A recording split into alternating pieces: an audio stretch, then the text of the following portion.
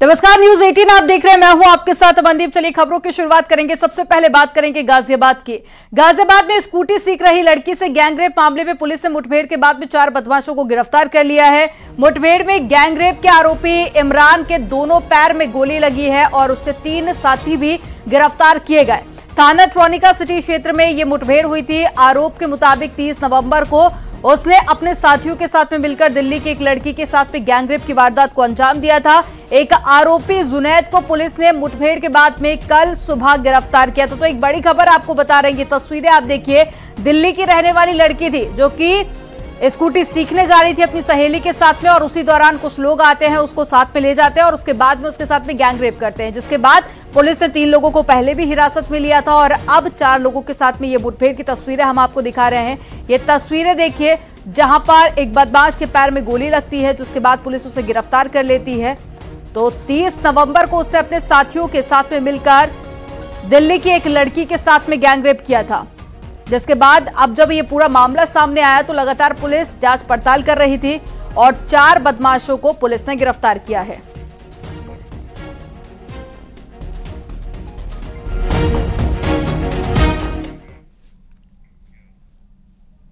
बदायूं में हार्डवेयर की दुकान में भीषण आग लग गई। बताया जा रहा है कि शॉर्ट सर्किट से आग लगी है। आग की चपेट में आने से 2 लोग गंभीर रूप से झुलस गए और आग लगने से दुकान में रखा लाखों का सामान भी जलकर राख हो गया। अलापुर थाना क्षेत्र की ये घटना है। तस्वीरें हम आपको दिखा रहे हैं। तस्वीरें देखिए जहां पर शॉर्ट सर्किट के चलते ये आग लगी थी, जिसमें लोगों के झुलसने की भी जानकारी मिली है और साथ ही लाखों का इसमें नुकसान हुआ। 2 लोग झुलसे, जिसके बाद में उन्हें अस्पताल में भर्ती कराया गया, जिसके बाद फायर ब्रिगेड की टीम मौके पर पहुंची और आग पर कंट्रोल किया गया, लेकिन तब तक लाखों का सामान जलकर राख हो चुका था।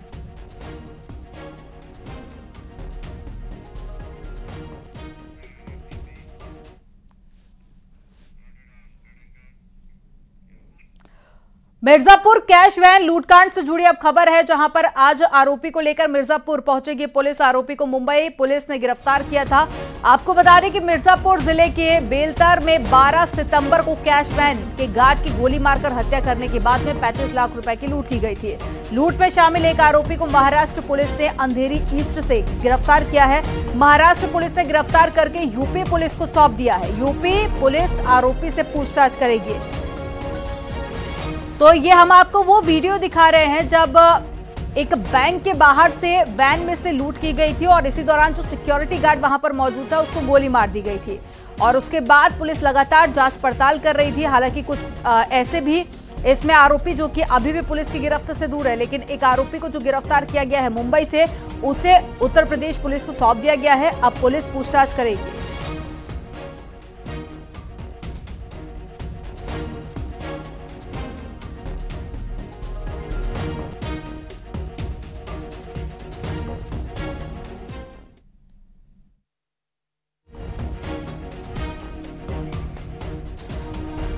तो ये तस्वीरें आप देखिए। ये आरोपी जो कि इस पूरे लूटकांड में शामिल था और ये आपको वो सीसीटीवी फुटेज दिखा रहे हैं और इसी आधार पर पुलिस पूछताछ कर रही थी, तलाश कर रही थी।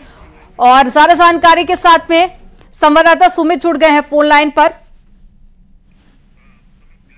सुमित गर्ग जुड़ गए हैं। सुमित, ये सितंबर की घटना जिसके बाद से लगातार पुलिस जांच पड़ताल कर रही थी, लेकिन अब पुलिस को कह सकते हैं कि सफलता हाथ लगी है। एक आरोपी गिरफ्तार कर लिया गया है। उसको लेकर क्या अपडेट है ये भी बताइएगा और साथ ही इस पूरे मामले में कुल कितनी गिरफ्तारियां हुई हैं और जांच पड़ताल कहां तक पहुंची है? बिल्कुल, आपको बता दें 12 सितंबर की ये घटना है। दिन दहाड़े कैश वैन को लूट लिया गया था। उसके बाद से ही पुलिस उत्तर प्रदेश में कई राज्यों की छान रही थी, कई राज्यों की था। एक सुराग मिलता है और उस सुराग पे पुलिस कई दिनों से लगी हुई थी और उसको करने के बाद एक क्लू मिलता है झारखंड का कि झारखंड की ये लोग हैं और उसके बाद जो वो लड़का था वो मुंबई में है। तो मुंबई में फिर वहां पे देखा जाता है और मुंबई पुलिस को इसके बारे में जानकारी थी, तो मुंबई पुलिस भी एक्टिव होती है और उसको पकड़ती है जोगी के अंदर से। तो वहां पे फिर उसको पूछताछ किया जाता है। पूछताछ करने के बाद और यहाँ पे फिर मिर्जापुर लाने के लिए एक एसआई, एक दरोगा, 2 सिपाही को भेजा गया है। वो बताया जा रहा है कि कल निकल लेकिन सुमित, जिस आरोपी को गिरफ्तार किया गया है पूरे लूटकांड में, उसकी भूमिका क्या है और साथ ही ये शख्स कहाँ का रहने वाला है? क्या इस आरोपी को लेकर कोई और जानकारी मिल पाई है? बिल्कुल, इसका इसका नाम कमलेश पासवान है, ये झारखंड का रहने वाला है और बताया जा रहा है कि इसी की मुख्य भूमिका थे। ये जो टीम था, जो लुटेरे जो थे, उनका ये लीडर यही है। और बाकी बताया जा रहा है कि 2 जो और हैं वो झारखंड में हैं। अब पुलिस लगभग उन पर पहुंच चुकी है और हो सकता है आज कल में वो दोनों आरोपी जो इनके साथ में थे उनको भी गिरफ्तार कर लिया जाएगा। तो कह सकते हैं कि आने वाले दिनों में पुलिस को कुछ और भी सफलता हाथ लग सकती है। जानकारी साझा करने के लिए बहुत शुक्रिया सुमित आपका।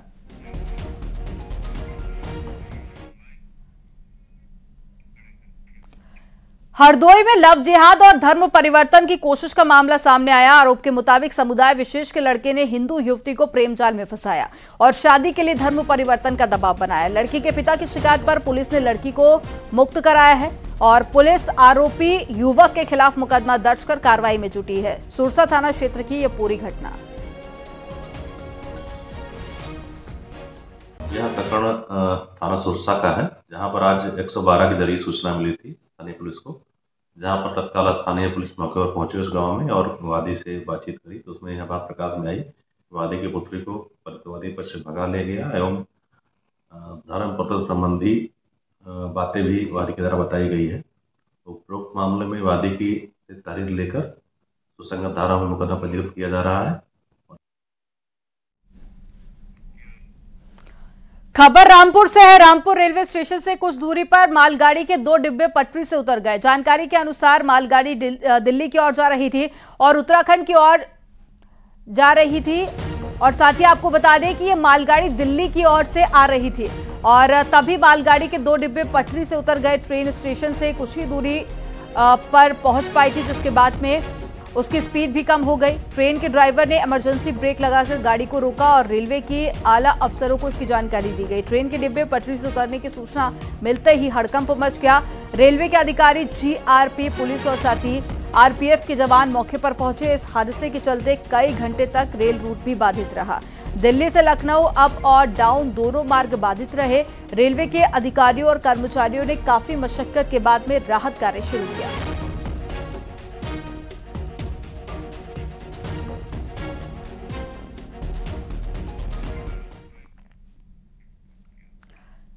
संसद का शीतकालीन सत्र आज से शुरू होगा। यह सत्र 22 दिसंबर तक चलेगा और इस दौरान में 19 जिलों में 15 बैठकें भी होंगी। टीएमसी सांसद महुआ मोइत्रा इस पूरे के मामले को लेकर भी एथिक्स कमेटी की रिपोर्ट भी आज लोकसभा में पेश होगी।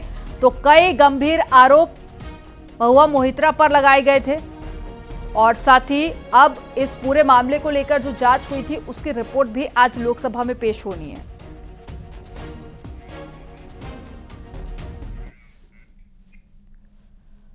गोरखपुर में सीएम योगी आज महाराणा प्रताप शिक्षा परिषद के स्थापना दिवस के कार्यक्रम में शामिल होंगे। यह कार्यक्रम सुबह 9 बजे होगा। एमपी इंटर कॉलेज में यह कार्यक्रम होगा। इसके साथ ही 50 से अधिक विद्यालयों की प्रभात फेरी निकाली जाएगी। केंद्रीय राज्य मंत्री जनरल वीके सिंह भी सलामी लेंगे और इसके बाद में दोपहर 3 बजे सीएम योगी रीजनल स्टेडियम में हो रही कबड्डी प्रतियोगिता के समापन कार्यक्रम में शिरकत करेंगे।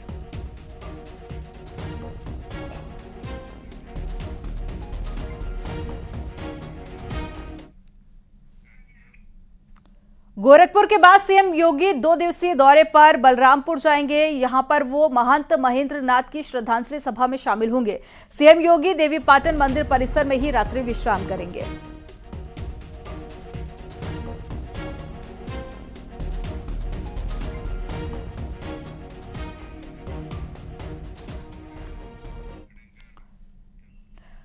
मथुरा विवाद से जुड़ी सभी 16 याचिकाओं पर इलाहाबाद हाईकोर्ट में सुनवाई होगी। कोर्ट कमिश्नर से सर्वे की अर्जी पर भी कोर्ट अपना फैसला सुना सकती है।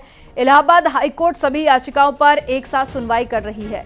अयोध्या राम मंदिर की तर्ज पर हाईकोर्ट में मुकदमे का ट्रायल भी हो रहा है। श्री कृष्णा विराजमान की ओर से दाखिल की गई अर्जी पर 16 नवंबर को कोर्ट ने बहस पूरी होने के बाद में फैसला सुरक्षित रख लिया था। जस्टिस मयंक कुमार जैन की सिंगल बेंच मामले की सुनवाई कर रही है।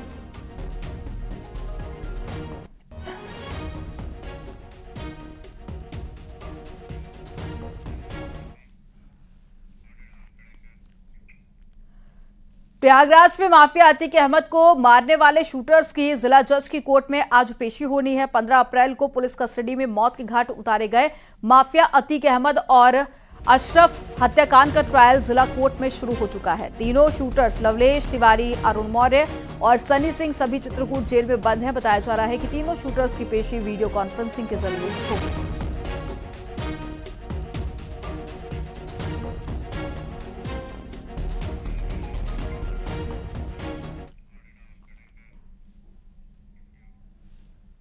बहुचर्चित उमेश पाल और दो सरकारी गनर शूटआउट मामले में आज भी कुर्की की कार्रवाई देखने को मिलेगी। उमेश पाल और सरकारी गनर शूटआउट मामले में आज पुलिस 5 लाख के इनामी शूटर अरमान की संपत्तियों को कुर्क करेगी। धारा 83 सीआरपीसी के तहत में कुर्की की यह कार्रवाई की जाएगी। धूमनगंज थाना पुलिस ने SC/ST कोर्ट से कुर्की का नोटिस भी जारी कराया था। प्रयागराज के सिविल लाइंस इलाके में स्थित संपत्ति को कुर्क किया जाएगा। उमेश पाल शूटआउट केस में नामजद होने के बाद से ही अरमान लगातार फरार चल रहा है और पुलिस ने उस पर 5 लाख रुपए का इनाम भी घोषित किया था। अरमान मूल रूप से बिहार का रहने वाला है। अरमान को अतीक अहमद का शार्प शूटर भी कहा जाता है। अतीक अहमद के जेल जाने के बाद में राजनीति में सक्रिय हुई शाइस्ता परवीन के साथ में साई की तरह रहता था। उमेश पाल शूटआउट केस में पुलिस ने 6 वांटेड के खिलाफ में कुर्की का नोटिस जारी किया है, जिसके तहत अब बमबाज गुड्डू मुस्लिम, शूटर साबिर और अशरफ की पत्नी जैनब फातिमा के घरों की कुर्की हो चुकी है और अरमान की संपत्ति कुर्क करने के बाद में माफिया अतीक की पत्नी शाइस्ता परवीन की संपत्ति भी कुर्क की जाएगी और शाइस्ता परवीन पर पुलिस कमिश्नर प्रयागराज ने 50,000 रुपए का इनाम घोषित किया था। इसके बाद में अतीक अहमद की बहन आयशा नूरी की मेरठ स्थित प्रॉपर्टी को भी सील किया जाएगा।